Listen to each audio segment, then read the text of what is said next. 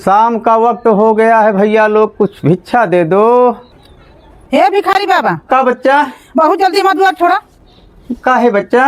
हम भिक्षा दे दे थक गए, हम बिल्कुल न दे। देखो घर की मालकन, हाँ, आज ये बाबा बगैर भिक्षा का द्वार नहीं छोड़ेगा। चाहे तुम रात में ही दोगी, मैं लिए बगैर नहीं जाऊंगा।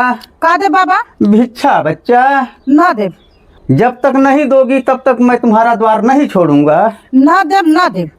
हाँ तो ठीक है, मैं यही अनशन पर बैठता हूँ। बैठा। देखता हूँ कैसे नहीं भिक्षा मिलता, मैं यही रात गुजारूंगा आज। ओ ये तो रात बहुत हो गई, अब यहीं पे विश्राम करते हैं। तो सवेरा हो गया, अभी तक भिक्षा नहीं मिला। चलो चलते हैं यहाँ से। रुका बाबा। क्या हुआ बच्चा? बाबा हमसे बहुत बड़ी गलती हो गई। जौन आपके हम भिक्षा नहीं दिया, हमारे दुआरे सारी रात काट ली है। इसमें कोई गलती नहीं है बच्चा।